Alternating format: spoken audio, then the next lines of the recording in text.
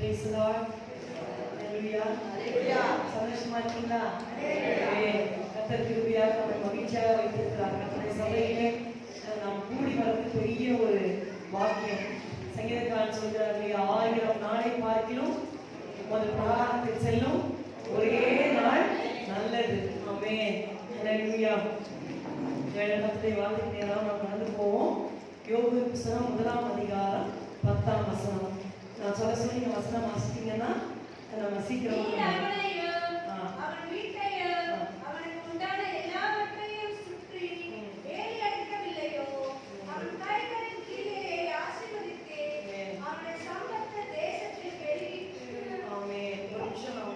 கண்களை மூடி கர்த்தரை நோக்கி பார்த்து ஜெபம் செய்வோம். பிதாவே துதிக்கிறோம், ஸ்தோத்திரிக்கிறோம், ஸ்தோத்திரிக்கிறோம், ஸ்தோத்திரிக்கிறோம். அப்பா மிகவும் நல்லவர் நல்லவர் நல்லவர் ஆண்டவரே. கிருபையாக ஆண்டவரே ஜீவனையும் சுகத்தையும் பலத்தையும் ஆரோக்கியத்தையும் கொடுத்து தேவ சமூகத்திலே கூடி வரும்படி செய்து உண்மை ஆராதிக்க ஆண்டவரே உண்மை புகழ்ந்து பாட நீர் எங்கள் தந்தை கிருபைக்காக ஸ்தோத்திரம். அப்பா தேவ சமூகத்திலே எங்களை தாழ்த்தி ஒப்புக் கொடுக்கிறோம். ஆண்டவரே ஒரு முறை கூட உடைய ரத்தினால் எங்களை கழுவும். நன்றி இயேசுவே, நன்றி அப்பா, நன்றி அப்பா. உடைய வார்த்தையை கர்த்தாவே எப்படி சொல்ல என்னை பலப்படுத்தும்.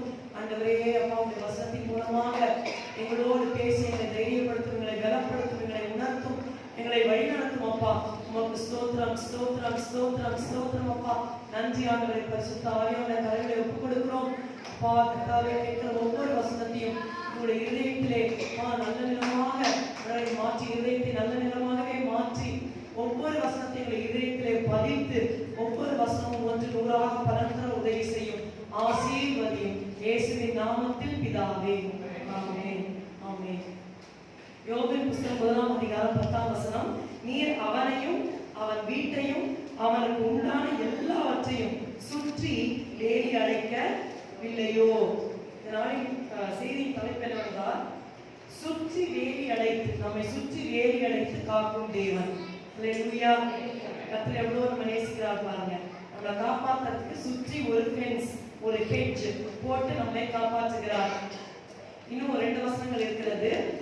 சகரியா 2ஆம் அதிகாரம் 5ஆம் வசனம் வாசிங்க.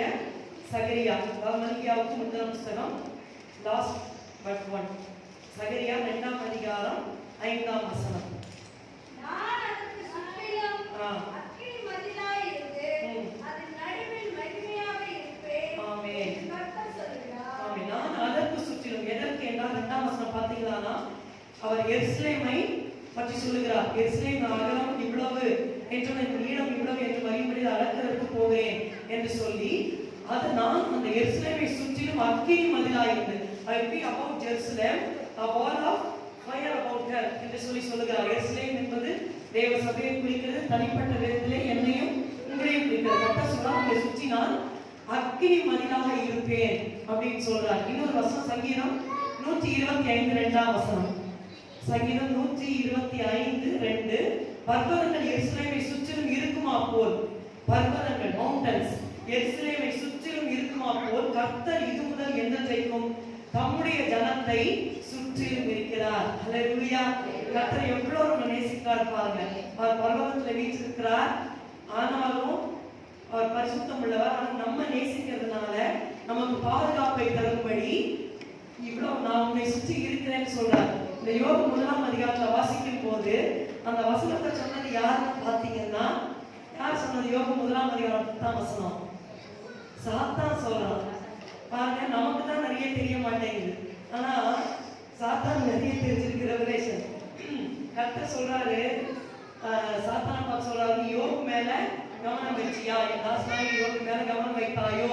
அவன் உத்தமன் சல்மானும் தேவனுக்கு பயந்து பொல்லாப்புக்கு விலகுமான், அவனை போல பூமியில ஒருத்தன் கூட இல்லை அப்படின்னு சொல்லி சொல்றாரு. அதுக்கு அவன் ஆப்போசிட்டா கேட்கிறான், சும்மாவா உங்களுக்கு பயந்து நடக்கிறான்? யோபு விருதாவாகவா உமக்கு பயந்து நடக்கிறான்? நீர் அவனையும் அவன் வீட்டையும் அவன் குடும்பத்தையும் அவனுக்கு உண்டான எல்லாவற்றையும் சுற்றி வேலி அடைக்கவில்லையோ? There are 3 types of வேலி. 3 வேலி இருக்கிறது. முதல்ல அவன் கர்த்தருக்கு பயப்படுறான், அவனுக்கு ஒரு வேலி. மனைவி பிள்ளைங்க பயப்படுறாங்க தெரியல, ஆனா அவன் நிமித்தமா அவனோட குடும்பத்துக்கு ஒரு வேலி. அப்புறம் அவனுடைய பொருட்கள், அவனுடைய சம்பத்து, ஆடு மாடு ஒட்டகம் கழுதை வேலைக்கான வேலைக்காய் எல்லாரையும் சுற்றி ஒரு வேலி. இப்படி 3 விதமாக அவனை பாதுகாத்தார். எப்படி ஆண்டவர் சுற்றி வேலைக்காக சகரியால பார்த்தோம், ஒரு அக்கினி மதில போல நம்மை சுற்றி இருந்து அவர் நம்மை காக்கிறார். மவுண்டன்ஸ், பர்வதங்கள் எப்படி எருசலேமை சுற்றி இருக்குது. மலையை உடைச்சிட்டு யாரும் உள்ள வர முடியுமா? முடியாது. அப்படி கர்த்தர் நம்மை சுற்றி ஒரு பர்வதம் போல நம்மை சுற்றி இருந்து நம்மை பாதுகாக்கிறார். ஏசாயா 31:5 பார்த்தீங்களானா இதெல்லாம் இன்ட்ரோடக்ஷன் தான். ஏசாயா 31:5 வாசிங்க. பறந்து காக்கிற பட்சிகளைப் போல சேனைகளின் கர்த்தர் எருசலேமின் மேல் ஆதரவாய் இருப்பார். அவர் அதை காத்து தப்பப்படுவார். அவர் கடந்து வந்து அதை விடுவிப்பார். ஆமென். பறந்து காக்கிற பட்சிகளைப் போல சேனைகளின் கர்த்தர் எருசலேமின் மேல் ஆதரவாக இருப்பார். அந்த பறந்து காக்கிற பட்சி அவங்க டைரக்டா நிறைய பார்த்ததுல ஒன்னே ஒன்று எங்க வீட்டுல தென்னை மரம் வந்து நல்லா 2 மாடி வளர்ந்துச்சு.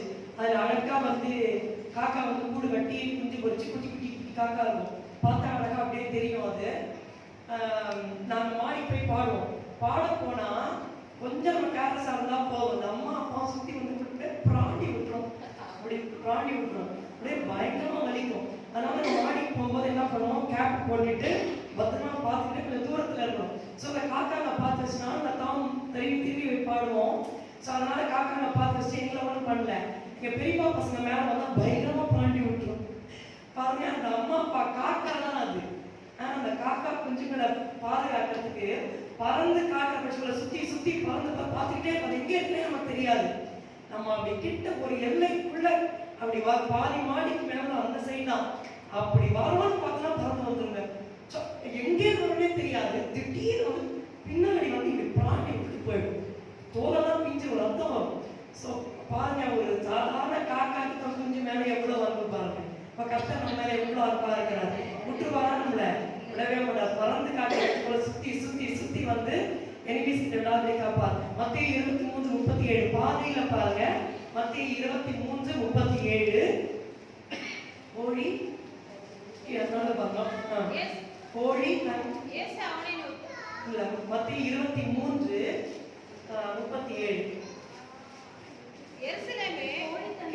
கோழி தன் குஞ்சுகளை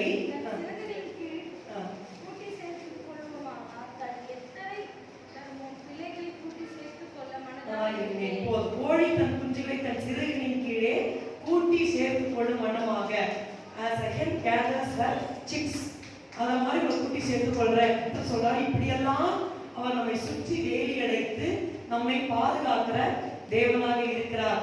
நான் இந்த முதல்ல ரட்சிக்கப்பட்ட புத்தகம் யோபு புத்தகம் படிக்கும் போது இதை படிச்சுட்டு நான் ஆண்டவரை கேட்டேன், என்ன பண்ணி யோபியும் அவனுடைய வீட்டில் எல்லாத்தையும் சுற்றி வேலி அடைக்கிறான்னு சொல்றீங்க, என் வாழ்க்கையில் இது எப்படி, எனக்கும் அந்த மாதிரி நீங்க காப்பாத்தீங்களா, என் டீம்ஸ் எல்லாம் நீங்க என்ன காப்பாற்ற போறீங்களா அப்படின்னு சொல்லிட்டு கேட்டேன்.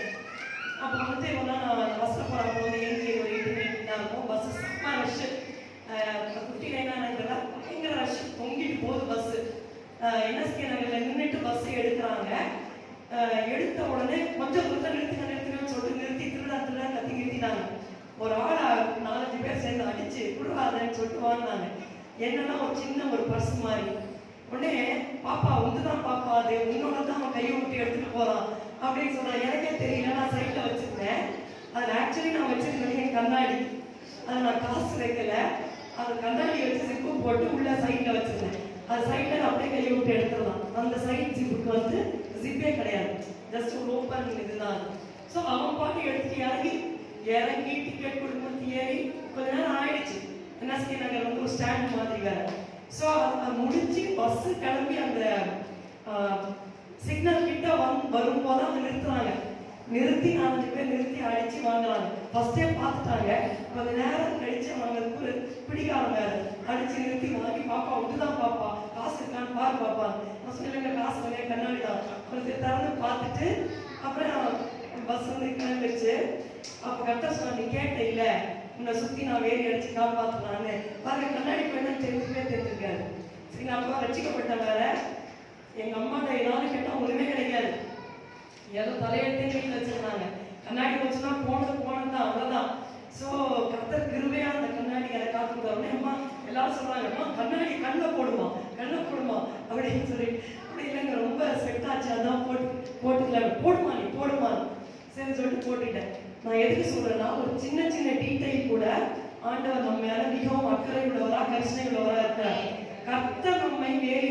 காக்கிற தேவன். ஆனா அந்த வேலிய நம்ம என்ன பண்ணக்கூடாது, திறந்துகிட்டுல கூடாது. எப்படியெல்லாம் கர்த்தர் எப்படி அவர் நம்மை வேலி அடைக்கிறார், how God hedges around us அப்படின்னு சொல்லி நம்ம அந்த 4 குறிப்புகள் பார்ப்போம்.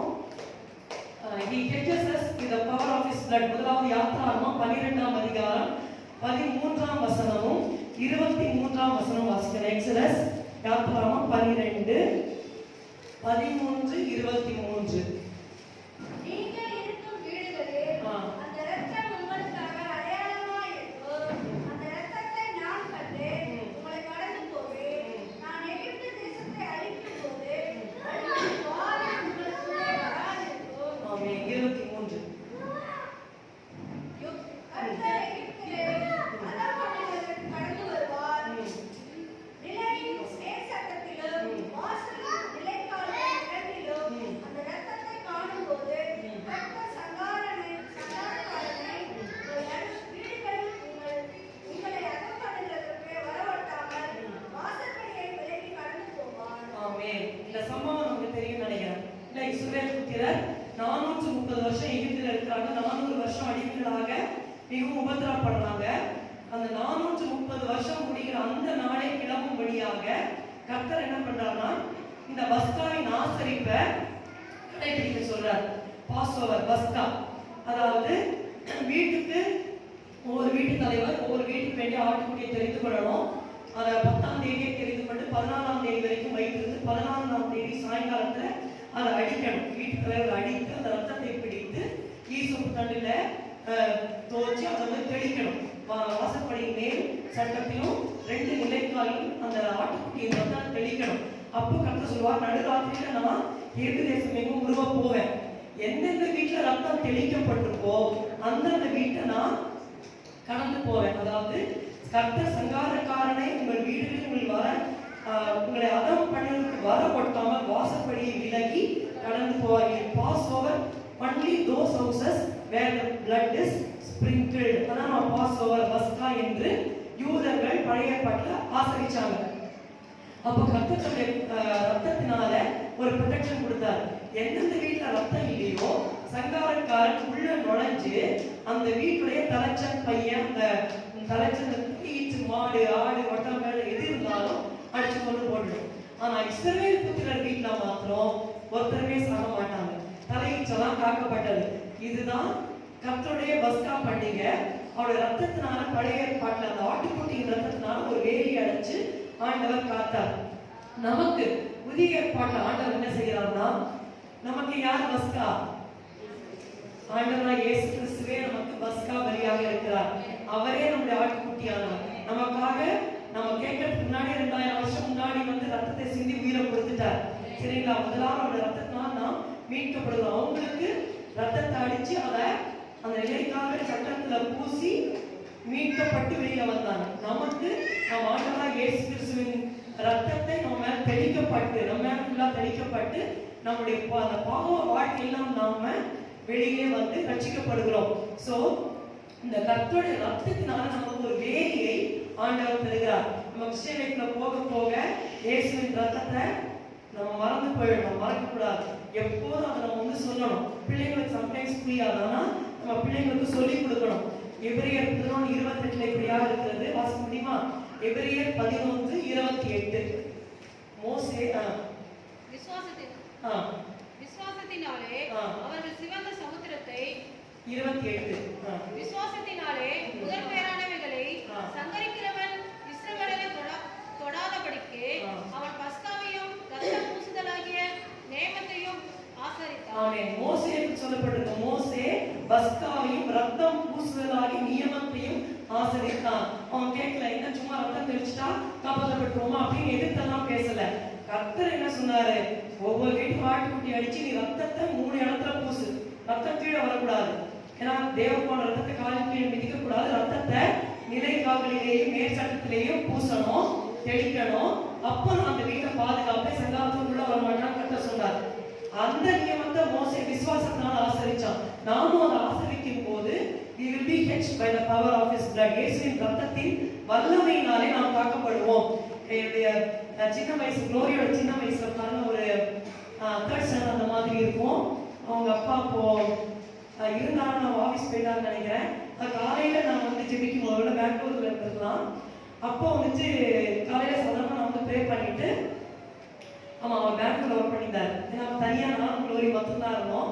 அப்ப நான் ஜெபம் பண்ணி இருக்கும் திடீர்னு மனசுல ஒன்று வந்துச்சு, இயேசுவின் ரத்தம் சொல்லணும். உடனே குளோரி தலைமையில கை வச்சு 7 times நான் வந்து இயேசுவின் ரத்தம் ஜெயம், இயேசுவின் ரத்தம் ஜெயம், இயேசுவின் ரத்தம் 7 times சொன்ன உடனே கொஞ்சம் நிம்மதி வந்தது. அப்ப நான் பாக்கியோட குழந்தையோட ஜெபத்தெல்லாம் பண்ணிட்டு இருந்தேன். அன்னைக்கு ஈவினிங் ஷார்ப்பா ஸ்கூல் முடிஞ்ச வேலை 3:30 வீட்டுக்கு வந்துட்டான். கதவை தந்தவன அம்மா அம்மான்னு ஒரே அழுகுது. என்னம்மா ஆச்சுன்னு பயங்கரமா அழறா. பின்னாடியே வேன்மேன் வந்தாரு ஏறி. காலு கையெல்லாம் சரியான அடி, அவருக்கு ரத்தமா போட்டுது. அவர் பார்த்து என்னாச்சுன்னா சொன்னார், இல்லை சிஸ்டர் இந்த மாதிரி வந்து வேன் வந்து ஃபுல் ஆயிடுச்சு, அதனால நான் வந்து 2 வீலர்ல கொண்டு விட்டுருந்தாலும் உங்க பாப்பாவை முன்னாடி வச்சு ஓட்டிட்டு வந்தேன். வரும்போது எவனோ ஒருத்தன் இடிச்சு வந்து இந்த மாதிரி ஆக்சிடென்ட் ஆயிடுச்சு. ஆனா உங்க பாப்பா ஒண்ணுமே அடிப்படல, நீங்க வேணா பாருங்க பாப்பா ஒண்ணுமே அடிப்படல அப்படின்னா. அடுத்த நாள் நீங்க வேன்ல தான் அவனை வைக்கணும், நீங்க தனியா கூப்பிட்டு வராதீங்க அப்படின்னு. உள்ள வந்த பிறகு குளோரி சொல்றா, அம்மா வண்டி ஒண்ணு செக்ரட்டரி காலனி தெரியுங்க, சிபிஎம் சர்ச் அந்த ரோடு இருக்கு பாத்தீங்களா, அங்கேருந்து வண்டி வந்து இடிச்சு பறந்து போய் பேமெண்ட்ல போய் விழுந்திருக்கான். குழந்தை. ஆனா ஒரு அடி கூட இல்லை. கர்த்தர் அன்னைக்கு காலையில ஜெபிக்கிறத ஒரு சின்ன அடி கூட இல்லை. அந்த பைக் ஓட்டினவருக்கு சரியான அடி, கையில கால்ல தலையில காலெல்லாம் சரியான ரத்தம் கொட்டிக்கிட்டே கேட்க இருந்தாரு. பாருங்க, குழந்தைக்கு பட்டிருந்தா எப்படி இருக்கும், தூக்கி போய் விழுந்தா தனியா தான் விழுந்தா, ஆனா ஒரு சின்ன ஸ்கிராட்ச் கூட இல்லை. கர்த்தராகிய இயேசு கிறிஸ்துவின் ரத்தம் தான் நம்மை காப்பாற்றுகிறது. அதனால every time we have to apply it. நம்ம மறந்துடக்கூடாது, சரிங்களா? இன்னொரு சம்பவம் நடந்தது கிரேஸோட வாழ்க்கையில. அதாவது நாங்க சர்ச் 2010 கிளம்பும்போது ஒரு 2 வயசு இருந்தது. அது என்னாச்சுன்னா, வண்டி எடுக்கும்போது ஆவியானவர் உள்ள அப்படியே எரிகிறாரு, ஒரு ஸ்டேஜ் ஃபயர். உடனே நான் வந்துட்டு என்னடா இந்த மாதிரி அப்படி வந்துன்னா இது ஆபத்து வரணும்னு அர்த்தம். சரி, நான் நல்லா ஜெபம் பண்ணேன். என்ன ஜெபம் பண்ணேன்னா, ஆண்டவரே என்னையும் குளோரியையும் வண்டியையும் இயேசுவின் ரத்த பட்டிக்குள்ள ஒப்பு கொடுக்குறேன், நீங்க காத்துக்கணும்னு சொல்லிட்டு இயேசுவின் ரத்த பட்டிலாம் பாட்டு வந்தேன். ஸ்லோவா தான் வண்டி ஓட்டினேன். முன்னாடி கிரேஸ், பின்னாடி குளோரி. கரெக்டா பிரிட்டன் ரோட்ல வரும்போது வந்து சாரங்காரங்க முன்னாடி வேணுக்கே விடுவாங்க காசு வாங்கிட்டு. அது மாதிரி ஒரு பையன் கரெக்டா ஒரு குழந்தைய வச்சுட்டு முன்னாடி வந்து விடாதான் வண்டி.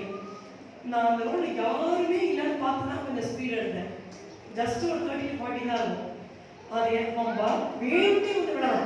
எக்ஸாக்டா கரெக்ட் பிரேக் பிடிச்ச மாதிரியே வண்டி ஸ்பீட் ஆயிடுச்சு. எனக்கு குளோரிக்கு வண்டி அடிப்படல, கிரேஸ்க்கு சரியான அடி. எனக்கு ரொம்ப கஷ்டமாயிடுச்சு. இந்த ஜபத்துல பாருங்க, நான் சொல்லாம விட்டுட்டேன். கிரேஸோட பேரை சொல்லல. அதாவது ஸ்திரீயானவன் தன் கர்ப்பத்தின் பிள்ளைக்கிறவன் தன் பாலனை மறப்பாடும். நான் உடனே சொல்லுவேன், மறக்கவே மாட்டேன்றவரே. ஆனா நம்ம கூட மறந்துடுறோம், பேரை மறந்துடுறோம், ஜபத்துல பேரை விட்டுடுறோம். அவர்கள் மறந்தாலும் நானே மறக்கலை. கத்தெல்லாம் மறக்காம அந்த குழந்தைய நடுவோட காலத்துல 2 வயசுல ரொம்ப சின்னதா இருந்தது, சரியான அடி குழந்தை. அப்புறம்னா இந்த பேரை சொல்லி நம்ம ஒப்பு கொடுக்கணும் நம்ம பிள்ளைங்களுக்காக, சரிங்களா? நம்ம பிள்ளைங்களுக்கு கத்துத்தரணும். இயேசுவின் ரத்தம் ஜெயம் சொல்லிட்டு அதை கத்துத்தரணும். எங்க வீட்டுக்கு கீழே ஒரு ஹிந்து ஃபேமிலி, அவங்களுடைய ரிலேஷன் ஒரு ஆக்சிடென்ட்ல பயங்கரமா கஷ்டப்பட்டுட்டாங்க. அவங்க அம்மா பயங்கரமான பாடுபட்டுருவோம். ஆனா அவங்களுடைய ரிலேஷன் இன்னொரு சொந்தக்காரங்க இவங்களுக்கு இந்த ஆக்சிடென்ட் ஆனது எப்படி ஆக்சிடென்ட் வராம இருந்தது இன்னொரு கிறிஸ்டியன் கேட்டிருக்காங்க.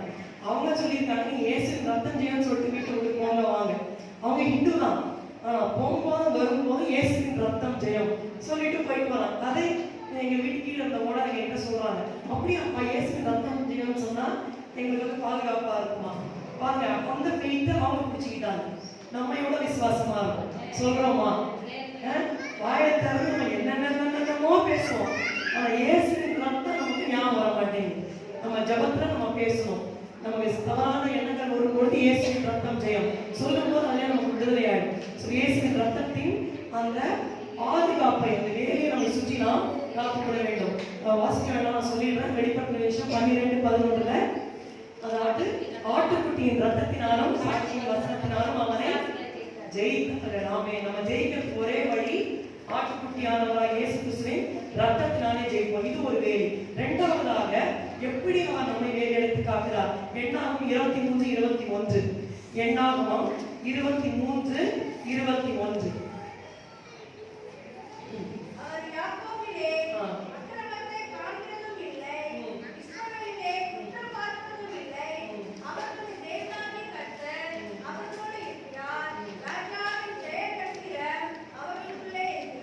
ஆமென். அவருடைய தேவனாகிய கர்த்தர் அவர்களோட இருக்கிறார்.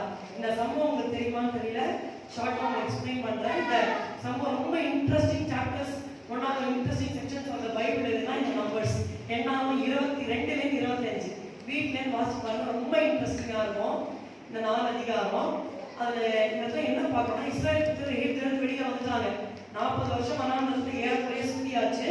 இப்ப கானான் தேசத்துல பிரவேசிக்கிறதுக்கு யோர்தானுக்கு இந்த கரையில இருக்காங்க. இந்த சைடுல 2 பெரிய ராஜாக்கள் இருக்காங்க. அவங்க பாசானின் ராஜாவாகிய ஓக் அப்படின்னு ஒரு ராட்சசன் இருக்கான், எஸ்போனின் ராஜாவாகிய சீகோன். 2 பெரிய ராஜாக்கள் இந்த சைடு ஃபுல்லா ஆடுறாங்க. நீங்க என்ன படிச்சீங்கன்னா உங்களுக்கு புரியும்.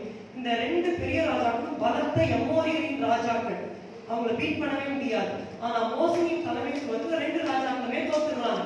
எல்லா தேசத்தையும், இந்த யோர்தானுக்கு இந்த சைடுல இருக்கிற எல்லா தேசத்தையும் அவங்க இஸ்ரவேல் புத்திரர் கட்டிக்கிட்டாங்க. இப்ப யோர்தானை கடந்து போனா கானான் தேசம். இவங்க மோவாப் தேசத்தோட சண்டை போல, ஆனா பக்கத்திலேயே மோவாப்னு ஒரு தேசம் இருக்கு. இந்த மோவாப் தேசத்தோட ராஜா தான் பாலாக். சரிங்களா? Balak the king of Moab. இந்த சம்பவம் தெரிஞ்சாதான் உங்களுக்கு வசனத்தை புரிஞ்சுக்க முடியும். இந்த Balak the king of Moab, மோவாபின் ராஜாவாகிய பாலாக் இந்த ஜனங்க ஃபுல்லா பாக்குறோம். இவங்க 6 லட்சம் மேல, கிட்டத்தட்ட 20 லட்சம் மேல இருக்காங்க. எல்லாத்தையும் பார்த்து பயந்துட்டான். பயந்துட்டு இவங்களோட யுத்தம் பண்ணி ஜெயிக்க முடியாது, மாடு வந்து புல்வெளி எல்லாம் மேய்ச்சி போடுற மாதிரி இவங்க வந்து சண்டை போட்டா நம்ம தோத்து போயிடுவோம், ஆகையினால ஒரு தந்திரம் பண்ணுவோம்னு சொல்லி பேயோரின் குமாரனாகிய பிலேயாம் அப்படின்னு ஒரு தீர்க்கதரிசிய காசு கொடுத்து கூப்பிடுறான். நீர் வந்து இந்த ஜனங்களை எனக்காக சபிக்கணும். நீங்க சபிக்கணும், சபிக்கப்பட்டவன். நீங்க ஆசிரியர், ஆசிரியப்பட்டவன். நீங்க வந்து சபிச்சிருங்க, நான் போய் யுத்தம் பண்ணி நான் வென்றுக்கிறேன் அப்படிங்கிறான். சோ இந்த சம்பவம் உங்களுக்கு புரிஞ்சுச்சு இல்லையா?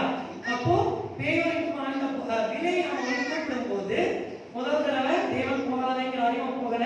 2வது தடவை நிறைய காணிகளோட போகும்போது போட்டுமான்றார், போட்டுமான்னு போன்றார் இல்லையா? அது மாதிரி போன்னு சொன்னா 2வது கலைக்கு வரான். அங்க கர்த்தருடைய தூதனால எதிர்த்தாப்புல நிக்கிறாரு. கழுத மேல அவன் டிராவல் பண்ணி வரான். கழுத முதல் தடவை என்ன பண்ணுது, நெடுஞ்சாலையை விட்டு வழி விலகி ஃபீல்டுல போய் நடக்குது. ஒரு தடவை அடிக்கலாம். திரும்பி கர்த்தருடைய தூதனால உயிரிழப்பட்டத்தோட நிற்கும் போது அது வழி விலகி சுவர் பக்கமா போய் காலை இடிக்குது. 2வது தடவை பிலேயாம் அடிக்கலாம். 3வது தடவை கர்த்தருடைய தூதனால உயிரிழப்பட்டத்தோட பார்த்துட்டு என்ன பண்ணுது, படுத்துக்கிறது கீழே. 3வது தடவை அடிக்கலாம். கர்த்தருக்கு அந்த கழுதையோட வாயை திறந்து பேச வைக்கிறாரு. நீங்க வாங்கினதுல நான் தானே நீங்க ஏறல கழுத, இது வரைக்கும் இப்படி நான் பண்ணிருக்கேனா அப்படின்னு கேக்குது. கேட்ட உடனே அந்த பிள்ளையாம சொல்றா, இல்லை இப்படி பண்ணல. அப்ப கர்த்தர் பிள்ளையாம கழுத திறக்கிறார். அந்த சம்பவம் நமக்கு தெரியும். உன் வழி எனக்கு மாறா இருக்கிறதால நான் எதிர்பட்டு வந்தேன் அப்படின்னு சொல்லிட்டு நான் சொல்றதெல்லாம் சொல்லணும்னு எச்சரிக்கிறார். இவன் போறான். போய் இவன் மந்திரம் பண்றதுக்கு பாருங்க என்ன பண்றான்னா, 7 பலிபீடம் கட்ட சொல்றான் மோவாப் ராஜாட்ட. எவ்வளவு பலிபீடம்? 7 பலிபீடம், 7 காளை, 7 ஆட்டுக்கடா, எல்லாம் ரத்த பலி செலுத்தி இப்போ இஸ்ரவேலை சபிக்க முடியுமான்னு நிக்கிறான். கர்த்தர் மனசு மாறுவாரான். கர்த்தர் மனம் மாறல. அப்போ அவன் சொல்றான், இதோ ஆசீர்வதிக்க கட்டளை பெற்றேன், நான் அதை மாற்ற முடியாதுன்னு சொல்லிட்டு ஒரு தடவை ஆசீர்வதிப்பான். 2வது தடவை திரும்பி இன்னொரு இடத்துக்கு அழைச்சிட்டு போய் இந்த பாளையத்தை பாருங்க, இந்த பாளையத்தை யார் சபிங்க. இஸ்ரவேலோட கேம்ப் வந்து பெரிய ஒரு கேம்ப். நீங்க எப்படியாவது மாத்துங்க, நீங்க எப்படியாவது சபிக்கணும், இஸ்ரவேல் ஜனங்களை சபிக்கணும். அதுதான் அவனுக்கு. திரும்பி பார்த்து திரும்பி 7 பலிபீடம், 7 காளை, 7 ஆட்டுக்கடா எல்லாத்தையும் வச்சு பண்ணா திரும்பி கர்த்தர் மனம் மாறல. திரும்பி 2வது தினமும் ஆசீர்வதிக்கும் போதான் சொல்றான், நீ கர்த்தர் அவர்கள் தேவனாகிய கர்த்தர் அவர்களோட இருக்கிறார், ராஜாவின் ஜெயத்தின் வீரம் அவர்களுக்குள்ளே இருக்கிறது. சபிக்கணும்தான் வரான். இவன் ஆசை சபிக்கணும், அப்பதான் கூலி கிடைக்கும். ராஜா சொல்றான், அவன் நிறைய கவனம் பண்ணுவேன், நிறைய காசு தருவேன், சபிக்கணும்னு பார்க்கலாம். எப்படியாவது 2வது விட 7 காலை 7 எல்லா ஆட்களெல்லாம் கொடுத்தா கர்த்தர் கொஞ்சம் அந்த சாக்ரிஃபைஸ் பார்த்து மனம் மாறி சபிக்க விட்டுட்டாருன்னா சபிச்சிடலாம், காணிக்கை கிடைக்கும். கர்த்தர் மனம் மாறல. இவன் உத்து பார்க்கலாம், மன மேலேருந்து பார்க்கும்போது ஜனங்களை பார்க்கும்போது கர்த்தர் அவர்களுக்குள் இருக்கிறார். So what is the hedge God puts around us? நம் தேவஜனமாகிய நம்மை சுற்றி தேவன் போடுகிற வேலி என்ன என்றால் அவருடைய சமூகம். Hallelujah. He puts around us by His presence. தேவ சமூகத்தால் நம்மை சூழ்ந்து கொண்டு அவர் நம்மை பாதுகாக்கிறார். இதை பார்த்தா 3வது தடவையும் திரும்பி 7 பலிபீடம், 7 காளை, ஆட்டுக்கடா எல்லாம் பலி செலுத்தினா. கர்த்தர் மனம் மாறல. யாக்கோபையோட கூடாரங்கள் அழகா இருக்குன்னு சொல்லி 3வது தடவையும் ஆசீர்வதிக்கிறான். நீங்க அந்த அதிகாரம் முடியும் பொழுது பாத்தீங்கன்னா அந்த ராஜா திட்டுவான், நான் நிறைய கனம் பண்ணலாம்னு நினைச்சேன், கவனிக்கிறீங்களா? எல்லாம் இங்க இருக்கீங்களா? ரொம்ப கனம் பண்ணலாம் நினைச்சேன், எடுத்து சபிக்க சொன்னா 3 தடவை வந்து ஆஸ்பைசியே போ, கர்த்தர் நீ கனம் பண்ணாதபடி கட்டுறாரு, போ தேசத்துக்கே போ அப்படிமா. அதை பார்த்த உடனே பிள்ளையாம் எழுந்து புறப்பட்டு தன்னிடத்திற்கு போனான், பாலாகும் தன் வழியே போனான். ரொம்ப சிம்பிளா முடிகிறவா இருக்கும். ஆனா அடுத்த சாப்டர் நீங்க பாத்தீங்கன்னா இஸ்ரவேல் சித்தீமிலே ஜனங்கள் மோவாபின் குமாரத்தியோட வேசித்தனம் பண்ண தொடங்கினார்கள். தன்னுடைய தேவனுக்கு படைத்தவர்களை புசிக்கிறதுக்கு இன்வைட் பண்றாங்க. நல்லா ஃபீஸ்ட் எல்லாம் பண்ணி ஃபெஸ்டிவல் பண்ணி தன்னுடைய விக்கிரகங்களுக்கு நல்லா ஆராதனை பண்ணிட்டு அந்த விக்கிரகங்களை பலியிட்டு அந்த சாப்பாடை காட்டுறாங்க.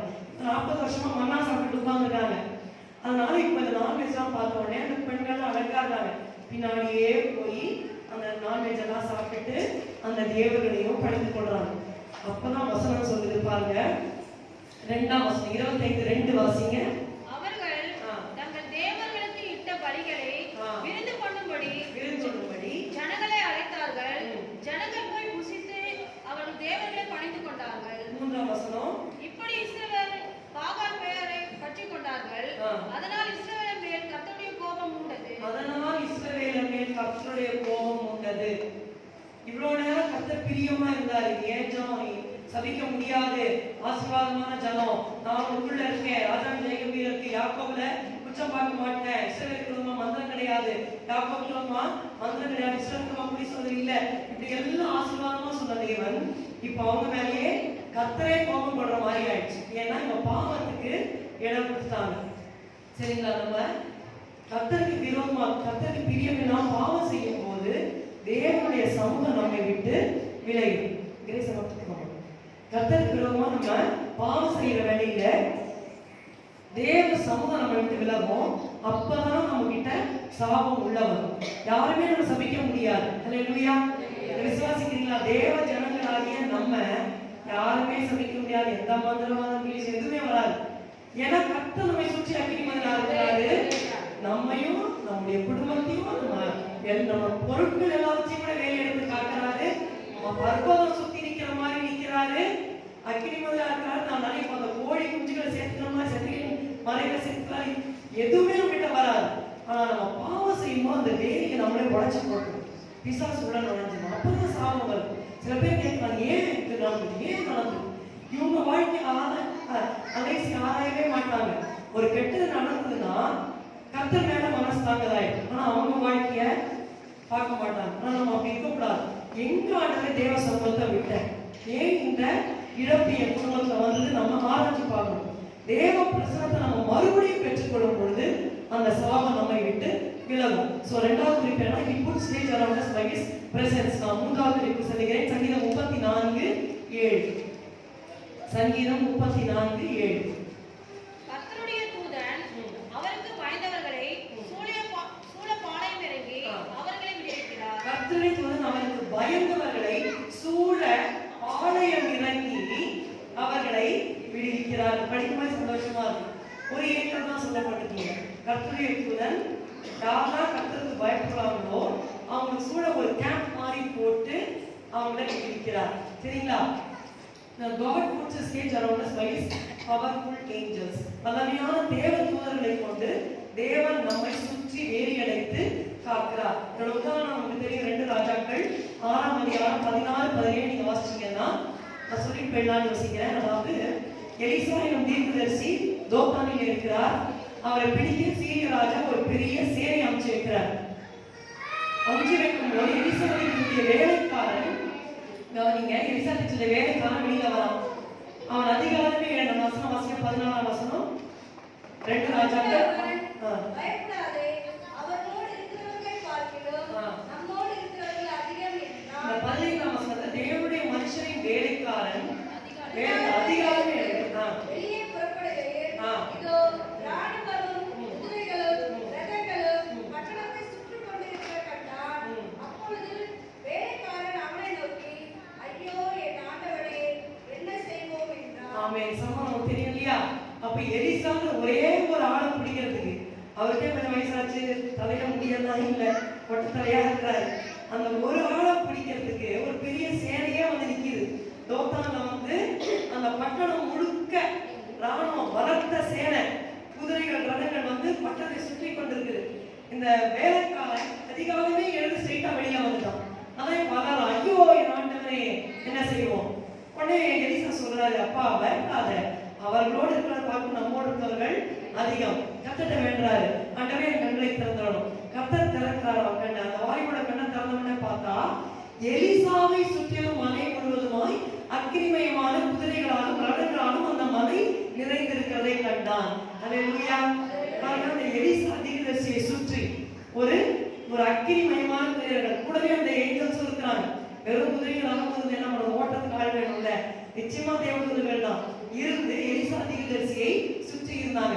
இந்த வேலைக்காரன் பண்ண தப்பு என்னன்னா, காலையில் எழுந்தோட அப்படியே வெளியே போறான். ஆனா எலிசா தீர்க்கதரிசி அப்படி கிடையாது, காலையில் எழுந்தா ஜெபம் பண்ணுவார். அதுதான். சோ நம்ம கூட என்ன பண்ணுவோம்னா, எழுந்து ஜெபம் பண்ணிட்டு வெளியில போகணும். இந்த சிம்சோனை போல எப்போதும் போல உதிரி போட்டு வெளியே போவேன்னு போன வச்சுக்கோங்க, வெளியில ஒரு சேனை நமக்காக பிசாசோட சேனை காத்திருக்க நம்மளை அரசு பண்றதுக்கு. அதனால ஜெபம் பண்ணாம வெளியில போகக்கூடாது. 2 சம்பவம் நான் சொல்லிட்டு இந்த கர்த்தருக்கு பயப்படுறதை பத்தி குறிப்புகள் சொல்லிடுறேன். அதாவது நவம்பர் 1ஆம் தேதி 2008 லோரி வந்து அப்போ ஒரு 4th ஸ்டாண்டர்ட் படிச்சுட்டு இருந்தா. இவன் பிறந்துட்டா, இவன் ஒரு 8 மாசம். அப்போ வந்துட்டு நான் லோரி கிட்ட நானும் கிரேஸ் லோரி 3 பேர் தனியாக இருந்தோம், யூஎஸ்ல இருந்தாரு. அப்போ வந்துட்டு லோரி கிட்ட சொன்ன, கீழே போய் காஃபி பொடி வாங்கி வாங்க. உடனே இந்த பொண்ணு கீழே போச்சு. ஒரு 5 மினிட்ஸ்ல பெல் அடிச்சு கதவு திறந்து வேர்த்து விறுவிறுக்க வந்து நின்னா வீட்டுக்கு. 4th ஸ்டாண்டர்ட் தான், ஒரு 8 வயசு கரெக்டா வந்து நிக்கிறா. என்னமாச்சுன்னு அப்படியே மூச்சு வாங்கிட்டு அப்புறம் கதை சொல்றான். என்னன்னா, கீழே போயிருக்கான், கடை பூட்டி இருந்தது. இந்த பொண்ணு போலீஸ் மாநில சீட்டை உள்ள போயிருக்கு. அப்பதான் ஸ்ட்ரீட் லைட்லாம் கிடையாது, ரொம்ப பயமா இருக்கும், செம்ம இருட்டா இருக்கும். அந்த உள்ள பாதி தூரம் போனா ஒரு கடை வரும், அந்த கடையில போய் வாங்கியிருக்கான். வாங்கிட்டு திரும்பி வரும்போது பைக்ல ஒரு ஆள் வந்திருக்கான். வந்துட்டு லோரி பார்த்துருக்கான், வாமா நான் உன் அம்மாட்ட அழிச்சிட்டு போறேன் அப்படின்னு சொல்லிருக்கான். உடனே இந்த பொண்ணு நினைச்சிருக்கு, நம்ம அப்பாவோட ஃப்ரெண்டு தான் பைக்ல வந்திருக்காருன்னு சொல்லிட்டு கிட்ட போய் பார்த்துருக்கு. பார்த்தா நெத்தியில் இவ்வளோ பெரிய குங்குமம் போட்டு. உடனே ஐயோ நிச்சயம் அப்பாவோட ஃப்ரெண்ட் இல்லைன்னு சொல்லிட்டு பின்னாடி வந்து பிடிக்கணும்னா பின்னாடி வந்துட்டான். வந்த உடனே அந்த பைக்ல இருந்தவரு உடனே சிரிச்சுக்கிட்டே, வாமா வாமா அப்பாட்ட அம்மாட்ட போறேன் அப்படி சொல்லியிருக்காரு. சிரிச்சுக்கிட்டே யாரையோ பார்த்து சிரிச்சுக்கிட்டே சொல்றாரு. யாரா இவர் பார்க்கலான்னு சொல்லி திரும்பி பார்த்தா லோரிக்கு பின்னாடி ஒருத்தர் இந்த ஆட்டோ ஓட்டுற காக்கி ஷர்ட் போடுவாங்க இல்லையா, அந்த மாதிரி ஒருத்தர் நின்று அப்படியே முறைச்சு பார்த்துக்கிட்டே இருக்காரு. அவர் முகத்துல அவ்வளோ லைட் அடிச்சிருந்தது, அப்படியே ஒரு ஆரஞ்சு கலர் லைட். அவ சொன்னதை நான் உங்ககிட்ட சொல்றேன், அவளுக்கு ஞாபகம் இருக்கோ இல்லையோ, ஆரஞ்சு கலர் லைட் இருக்க அவர் முகத்துல அவர் அப்படியே முறைச்சு பார்த்துக்கிறாரு. உடனே இவன் வந்துட்டு இவர் திரும்பி பார்த்தா மாமா சும்மா சிரிச்சுட்டு அவர் முறைக்கிறத பார்த்து வண்டி அப்படியே எடுத்துட்டு போயிட்டு ஸ்ட்ரீட் திரும்பிட்டான். உடனே அப்பாடி போயிட்டான் அப்படின்னு சொல்லிட்டு இவன் நினைச்சிருக்கா, இந்த அங்கிள் தான் நம்ம காப்பாத்தினாரு, திரும்பி தேங்க்ஸ் சொல்லிடும் சொல்லி திரும்பி தேங்க்யூ அப்படின்னு சொன்னா. திரும்பி பார்த்தா அங்க யாருமே இருட்டா இருக்குது. ஆனா அவளுக்கு அந்த லைட் இருந்த மாதிரி, அந்த லைட் அவகிட்டே தான் வந்தது. ஆனா அந்த ஸ்ட்ரீட் லைட்டே கிடையாது, அது சரியான இருட்டு. தபதபதபதம் வீட்டுக்கு ஓடி வந்து என்கிட்ட சொன்னான், அன்னைக்கு மாத்திரம் பாருங்க கர்த்தர் குழந்தைய காப்பாத்துல, நீங்க இன்னைக்கு எனக்கு அந்த குழந்தைய எடுத்துக்காரு. உண்மையா சொல்றேன், கர்த்தர் தான் நம்ம வந்து காப்பாத்துறாரு. எப்படி காப்பாற்ற தேவத்துக்குள்ள கட்டளை இட்டு நம்மளுடைய பிள்ளைங்களையும் காப்பாத்துறாங்க. நிறைய சம்பவம் சொல்லிட்டே போனோம், டைம் இல்லை, அதனால நாங்கள் முடிச்சுக்கிறேன். ஸோ கர்த்தர் நம்முடைய தூதர்களை நமக்காக நம்முடைய பிள்ளைங்களுக்காக வண்டி பக்கமா எத்தனையோ தடவை என் கையை பிடிச்சி திருப்பி இருக்காரு ஆண்டவர். அப்படியே போய் விட போவேன், அப்படியே தானா அந்த வண்டி யாரோ பிடிச்சி திருப்புவாங்க, அது கரெக்டா ஓடிடும். அது மாதிரி எத்தனையோ கிருபையா நான் காப்பாத்திருக்காரு. உங்களுக்கு அநேக அனுபவங்கள் இருக்கும். ஸோ இந்த தூதர்களை யாருக்கு ஆண்டவர் ஏரியா கொடுக்குறாருன்னா, கர்த்தர் நமக்கு பயந்தவர்களுக்கு தூதன் இறங்கி பாளையம் இறங்கி காக்கலாம். இந்த பயப்படுதல் திருப்பி நம்ம பசங்களை திரும்ப ஞாபகப்படுத்த இப்படி ஆயிடும். உபாகமம் 17:19-20 வாசிங்க. உபாகமம் 17:19-20 சீக்கிரம் முடிச்சிடும். இந்த நியாய பிரமாணத்தில் எல்லா வார்த்தைகளையும் இந்த கட்டளைகளையும் கைக்கொண்டு இவைகளின்படி செய்வதற்காக தன் தேவனாகிய கர்த்தருக்கு பயந்திருக்கும்படி கற்றுக்கொள்ளும் பொருட்டு அவன் லேவியராகிய ஆசாரியனிடத்தில் இருக்கிற நியாய பிரமாணமான நூலை பார்த்து தனக்காக ஒரு பிரதியை எழுதி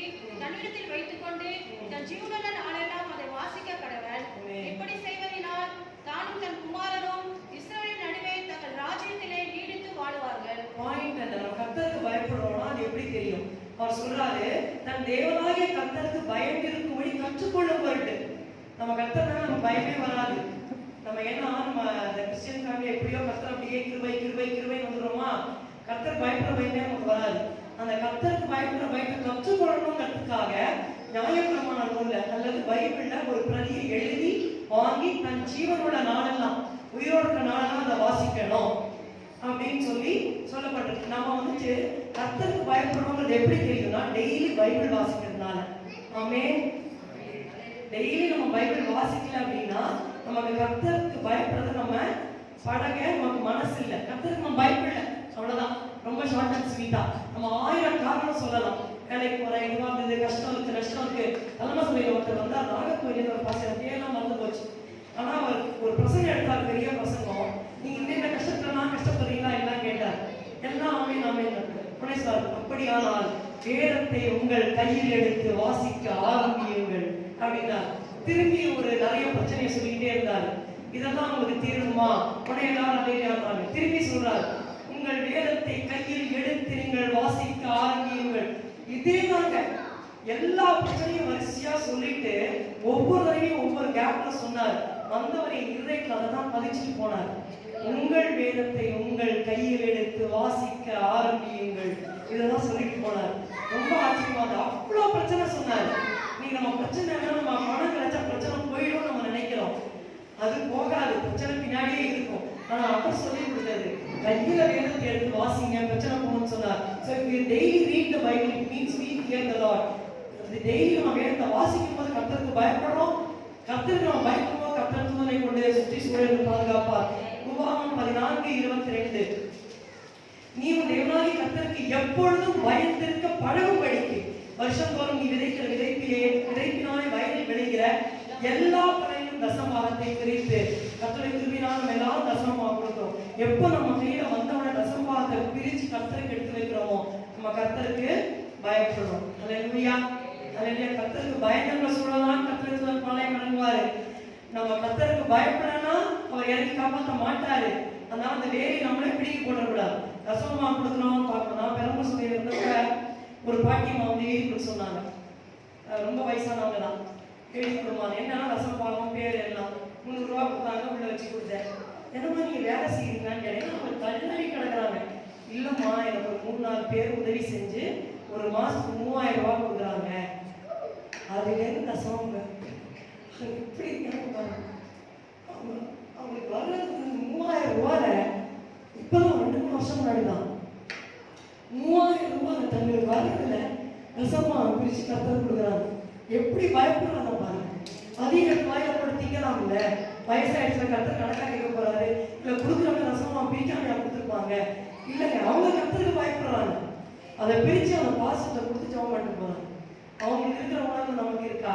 நம்ம வந்துட்டு படம் தானே நினைக்கூடாது. ஏன்னா மாசம் முழுக்க உழைக்கிறதுல தான், அதுலதான் நம்ம தசமம் வந்து, அதுலதான் அந்த சம்பளம் வருது, அதுல தசமம் பிரிக்கிறோம்.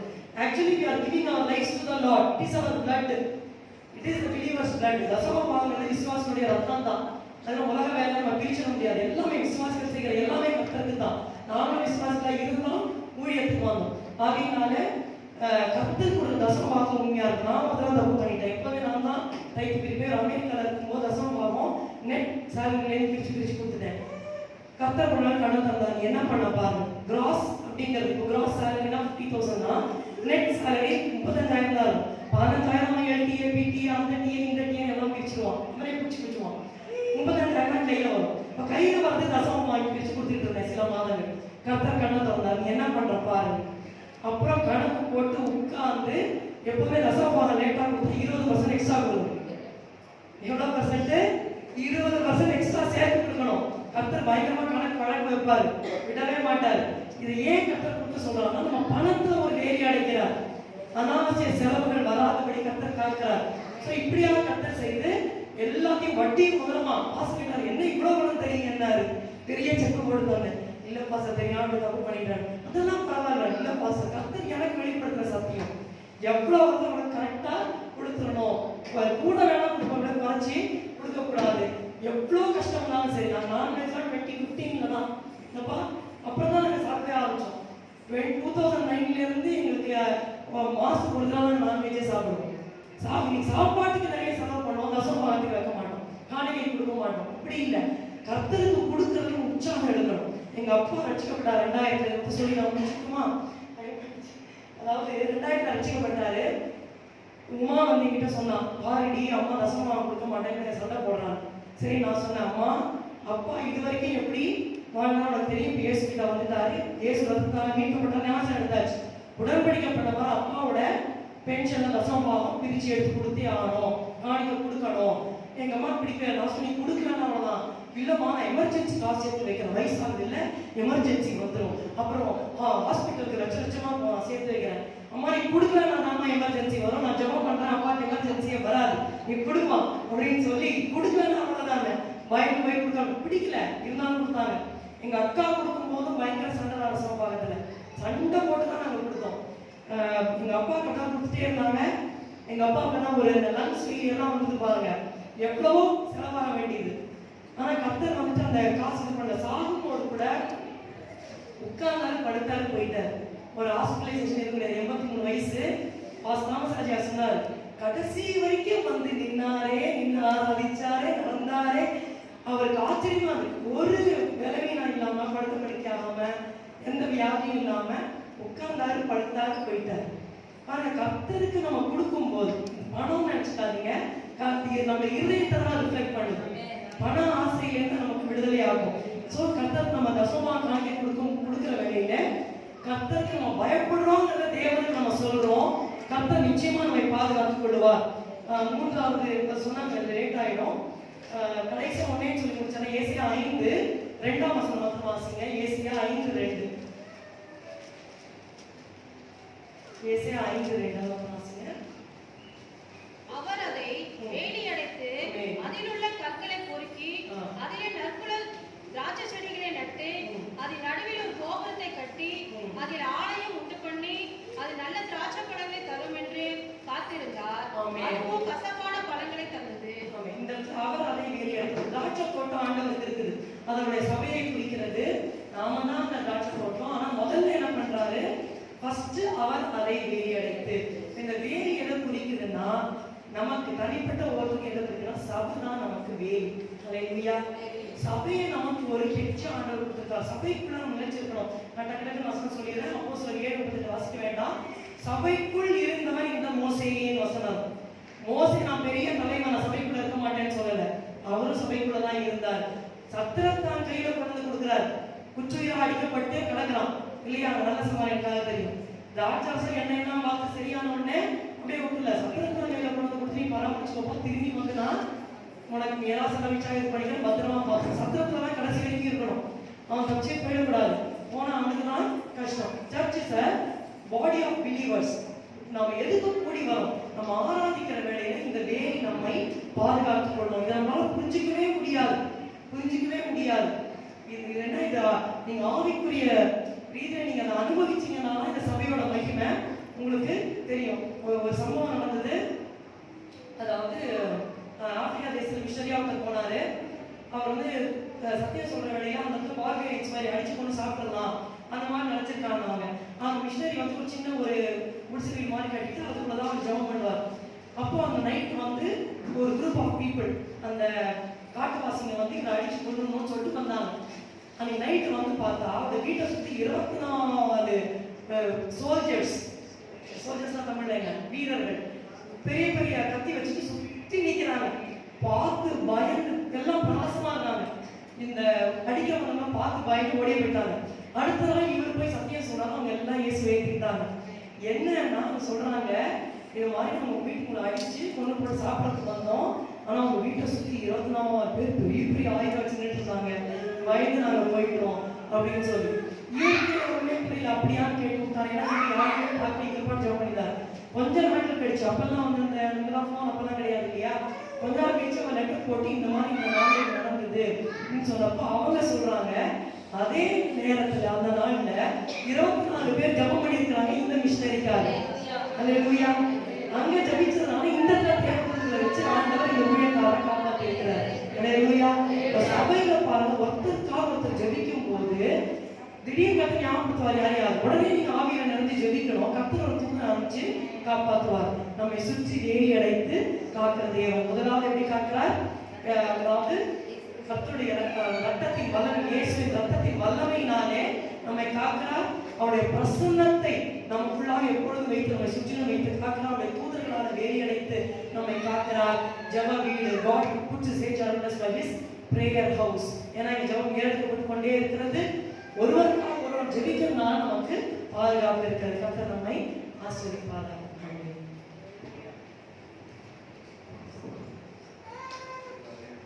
எல்லாரும் உன்னை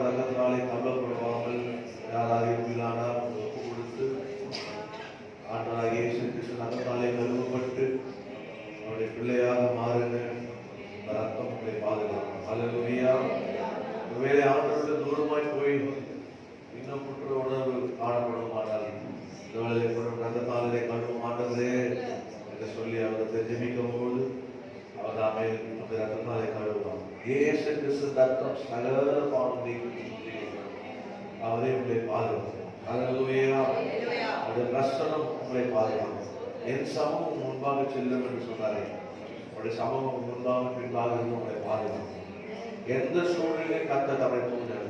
அல்லேலூயா. தானியேலுக்காக கர்த்தர் தூண்டி அனுப்பினார். சிங்கத்தின் வாயை கட்டி போட்டார். ஓ அல்லேலூயா. தானியேலுக்காக தூண்டி அனுப்பினார். தூண்டி அனுப்பி உங்களை கர்த்தர் பாதுகாப்பார். உங்களுடைய வார்த்தையை நீங்கள் வாசிக்கும் போது, அவருக்கு பயப்படும் போது கர்த்தரே ஒரு நடுவில் இருப்பார். கர்த்தர் மேலே அசைவாடும். அல்லேலூயா. நீ ஜெபிக்கும் போது, மக்களுக்காக ஜெபிக்கும் போது, கர்த்தர் யாரை ஏவர ஜெபிக்கும் போது அவர்களை கர்த்தர் பாதுகாப்பார்.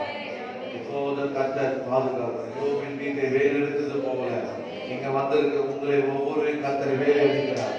பயப்படாதீங்க. ஒன்று உங்களை சேதப்படுத்த மாட்டாது என்று கர்த்தர் சொல்லியிருக்கிறார். சாவுக்கு ஏதுவான அழுதா உங்களை சேதப்படுத்தாது சொல்லியிருக்கிறார். கர்த்தர் உங்களை பாதுகாப்பார். அல்லேலூயா. கர்த்தர் உங்களோடு இருக்கிறார். கர்த்தரை ஸ்தோத்திரம் பண்ணுங்க. ஸ்தோத்திரம் ஸ்தோத்திரம் ஸ்தோத்திரம். உங்களை காப்பார். உங்களை வேலை எடுப்பார். உங்கள் குடும்பத்தை வேலை எடுப்பார். உங்கள் பிள்ளைகளை வேலை எடுப்பார். கணவரை வேலை எடுப்பார். மனைவி வேலை எடுப்பார். பிள்ளைகளை வேலை எடுப்பார். பெற்றோர்களை வேலை எடுப்பார். கர்த்தர் எல்லாத்தையும் வேலை எடுத்து காத்துக் கொள்வார். அல்லேலூயா. அப்போஸ்தலனாகிய பவுல் சொல்றார் பாருங்க, அவரிடத்தை நான் ஒப்பு கொடுத்ததை அவர் அண்டாமல் காக்க வல்லவர். கர்த்தருடைய வேலை இருக்கிறது. அல்லேலூயா. சுற்றி சுற்றிலும் வேலை இருக்கிறது. அந்த திருவள்ளுவர் எங்கள் பட்டு பிதாவே, குமாரனாகிய இயேசு கிறிஸ்து நாமத்திலே காலை ஆராதனை ஆசீர்வதித்ததற்காக ஸ்தோத்திரம். பாடல் ஆராதனை வார்த்தை எல்லாம் எங்களுடைய இடைப்பட்டு நீ நடந்த கிருபைக்காக ஸ்தோத்திரம். இப்போது வந்த ஒவ்வொரு கர்த்தர் ஆசீர்வதிப்பீராக. கேட்ட வார்த்தையிலேயே கர்த்தர் என்னை குடும்பத்தை வேலையெடுத்திருக்கிறார் என்று புறப்பட்டு போக கர்த்தர் கிருபை செய்வீராக. வந்த ஒவ்வொரு ஆசீர்வதிப்பீராக. சிறுவர் பெரியவர் ஒவ்வொரு ஆசீர்வதிப்பீராக. எங்கள் எல்லாருடைய ஜெபத்தை கேட்டு இடத்தை விசேஷப்பட தந்ததுக்காக ஸ்தோத்திரம். தந்த இடத்தை தந்த அருமையான குடும்பத்தாரை கர்த்தர் அபரிதமாய் ஆசீர்வதிப்பீராக. தொடர்ந்து நீ வழிநடத்துவீராக. பிள்ளைகள் கொடுத்த தசமங்களை ஆசீர்வதிப்பீராக. இயேசு கிறிஸ்து நாமத்தில் ஜெபிக்கிறோம் நல்ல பிதாவே. ஆமென். ஆத்துமாவே கர்த்தரை ஸ்தோத்திரி. என் உள்ளமே நாமத்தை ஸ்தோத்திரி. என் ஆத்துமாவே கர்த்தரை ஸ்தோத்திரி. கர்த்தர் செய்த சகலமான ஆமென். நம்முடைய கர்த்தராகிய இயேசு கிறிஸ்துவின் கிருபை, பிதாவாகிய தேவனுடைய அன்பும் பரிசுத்த ஆவியானவருடைய அன்பின் ஐக்கியமும் நம் அனைவரோடு சர்வ பரிசுத்தரோடு இருப்பதாக. ஆமென். ஆமென் சொல்லுங்க. ஆமென். எல்லாரும் மாஸ்க் போட்டுங்க.